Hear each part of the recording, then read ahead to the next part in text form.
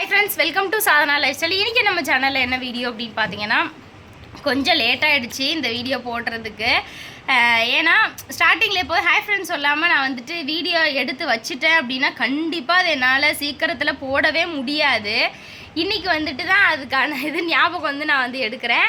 என்ன அப்படின்னு பார்த்தீங்கன்னா, ஈவினிங் ஸ்நாக்ஸ் தான், அதுக்கான வீடியோ தான் இது. வாங்க வீடியோக்குள்ளே போய் பார்க்கலாம்.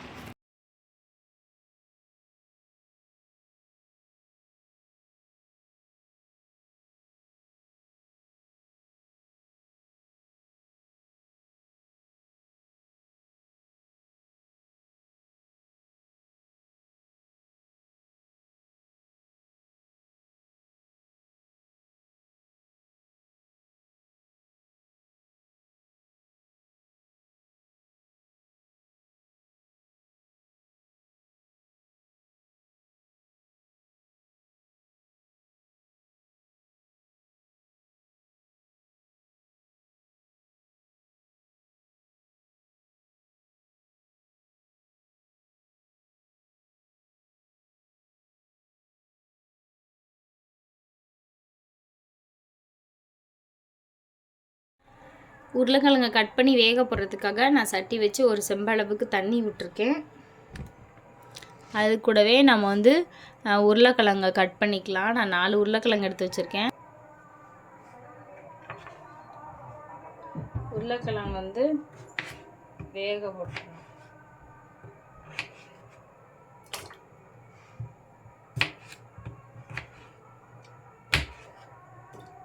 நமக்கு என்ன சைஸ் வேணுமோ அந்த சைஸ் அளவுக்காக தான் சீக்கிரமாக வேகும்.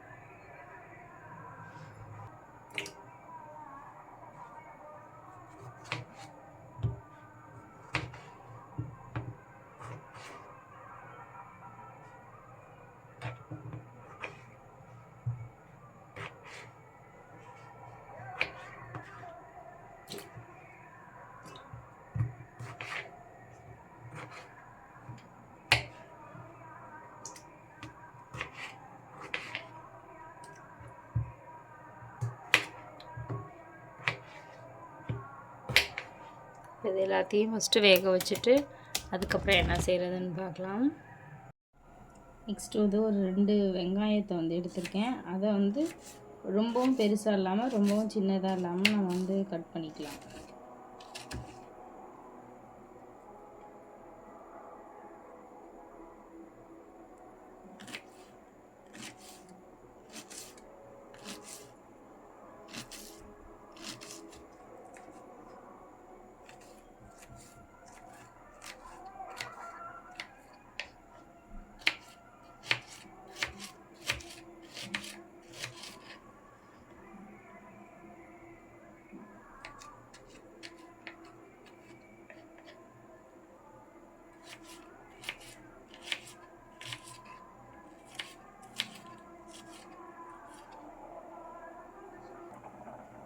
நெக்ஸ்ட்டு பச்சை மிளகாவை கட் பண்ணிடலாம்.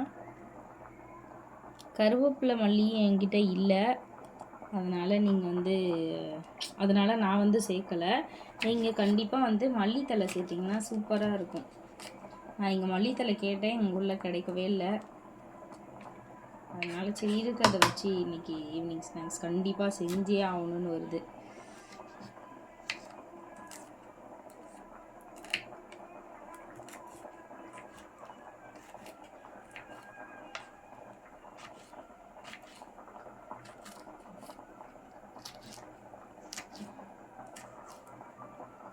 உருளைக்கிழங்கு வெந்துருச்சு. நான் உணர்ச்சஸ் போட்டு ஆஃப் பண்ணிட்டு வந்துட்டேன். இப்போ அதை தோல் சீவி எடுத்து வச்சிடலாம். உருளைக்கிழங்கு எல்லாத்தையும் தோல் உரிச்சிச்சு. தோல் உரிச்சதுக்கப்புறம் எல்லாத்தையும் இந்த மாதிரி மசிச்சு விட்டுடலாம்.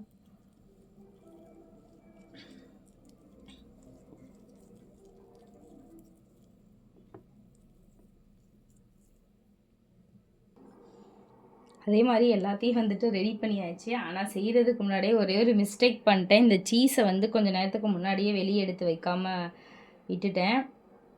இது துருவின மொசரல்லா சீஸ் தான், அதனால் நான் கொஞ்சமாக எடுத்து சின்ன சின்னதாக கட் பண்ணிக்கலாம். அப்போ தான் நமக்கும் உள்ளே வைக்க கரெக்டாக இருக்கும். இங்கே தெரியணுமோ?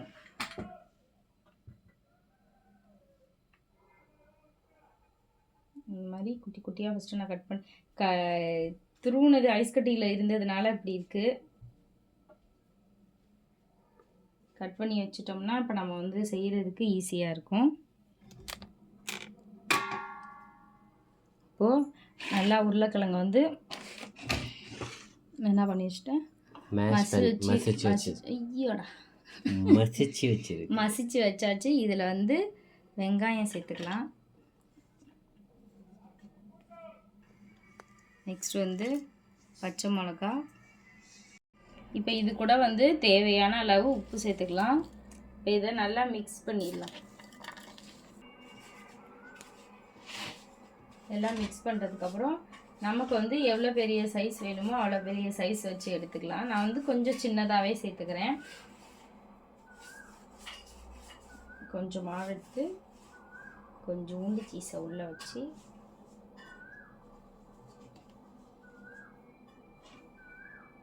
நான் எப்படி இவ்வளோ பெருசு போட்டிருக்கேன், ரஞ்சிதம்மா வந்து எப்படி இதையும் வந்து சின்னதாக்கிடுவார். இல்லைன்னா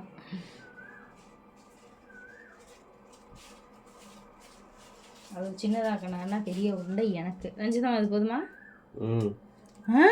போதும். சூப்பர். இதே மாதிரி எப்படி இங்கே பாருங்களேன், அவ்வளோ வறுக்கி இருக்கு நம்ம வீட்டில். இது எப்படி வந்து 10ன்னு சொல்கிறாருன்னு எனக்கு தெரில. சே, நுணுக்கு கூட 2 வரைக்கும் கேட்டாயா?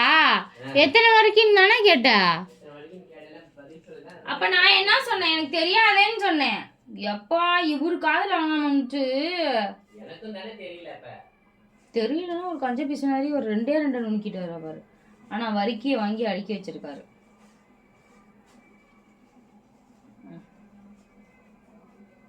இது வந்து ரொம்ப நாள் ஆசை, இந்த இது செய்யணும்னு இன்னைக்கு தான் வந்து செய்ய முடிஞ்சிருக்கு. அது வந்து உருளைக்கிழங்கு இவ்வளோ தான் இருந்துருச்சு. இல்லைனா இன்னும் கொஞ்சம் உருளைக்கிழங்கு போட்டு செஞ்சுருந்திருப்பேன். பரவாயில்ல, இன்னொரு நாள் கண்டிப்பாக வந்து செஞ்சிடலான்னு சொல்லிட்டு தான் இருக்கிறத வச்சு செஞ்சுருவோன்ட்டு செஞ்சுட்டேன்.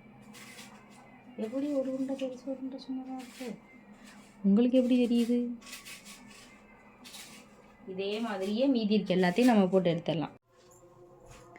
எல்லா பால்ஸையும் உரிச்சிட்டேன். இதில் வந்து 14 வந்துச்சு. இதில் வந்து கொஞ்சமாக வந்து கார்ன்ஃப்ளவர் மாவு வந்து கரைசி வச்சுருக்கேன். அதில் வந்து நம்ம எடுத்து வச்சுருக்க பால் எல்லாத்தையும் இப்படி போட்டு, இந்த ரஞ்சிதா மாவு கூப்பிட்டு வரவே இல்லை பாருங்கள். இதுக்குள்ளே வந்து பிரெட் கிரம்ஸில் போட்டுடலாம். உன்னை எனக்கு ஹெல்ப் பண்ணுவேன்னு தாம்மா கூப்பிட்டேன்.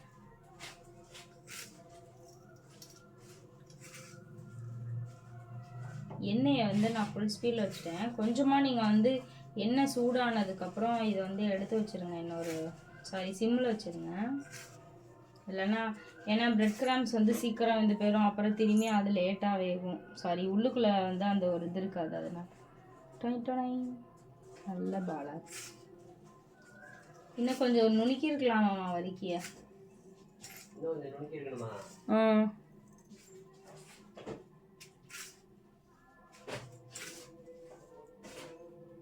நல்லா அந்த மாதிரி போட்டு மீதி இருக்க எல்லாத்தையும் நான் உருட்டி எடுத்து நான் வேறு பிளேட்டில் வச்சிடுறேன்.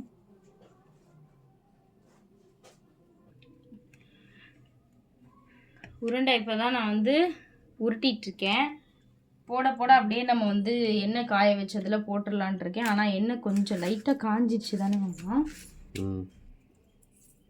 காஞ்சிடுச்சு. ஐயோ, இப்போனா காஞ்சிச்சுன்னா போட்டால் கருவிடுமே. அப்படிலாம் ஒன்றும் இல்லை, போடு.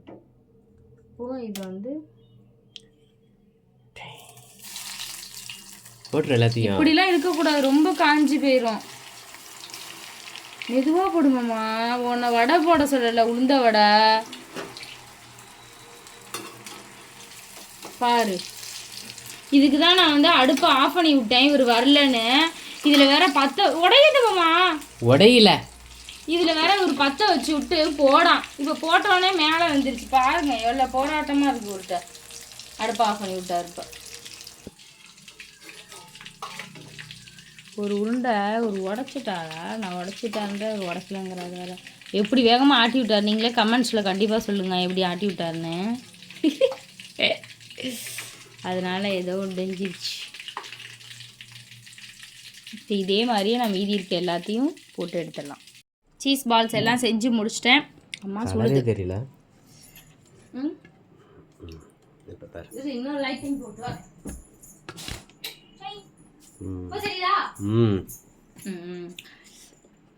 இதில் இன்னும் டம்மியாக தான் தெரியுது, ஆனால் நேரில் சூப்பர் கலராக தெரியுது.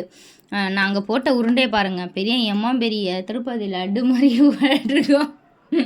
நல்லா சூப்பராக இருக்குது எல்லா உருண்டையும். இடையில வந்து இது தஞ்சிட்டோமா தப்பு தான், இது பட்டு கரண்டியை விட்டு போய் கிண்டிட்டாரு. சூப்பராக இருக்குது. நான் வந்து சாப்பிட்டு பார்த்துட்டு நீங்களும் கண்டிப்பாக இந்த மாதிரி செஞ்சு பார்த்துட்டு எப்படி இருக்குது. இது வந்து எப்படின்னா குழந்தைங்களுக்கு கொடுக்கலாம், காரம்லாம் இல்லாமல். அந்த பச்சை மிளகா, ஒரு பச்சை மிளகா, அது காரமே இல்லாத பச்சை மிளகா இல்லையா. கண்டிப்பாக நீங்களும் இது மாதிரி செஞ்சு பார்த்துட்டு எப்படி இருக்குன்னு சொல்லுங்கள். பாய்.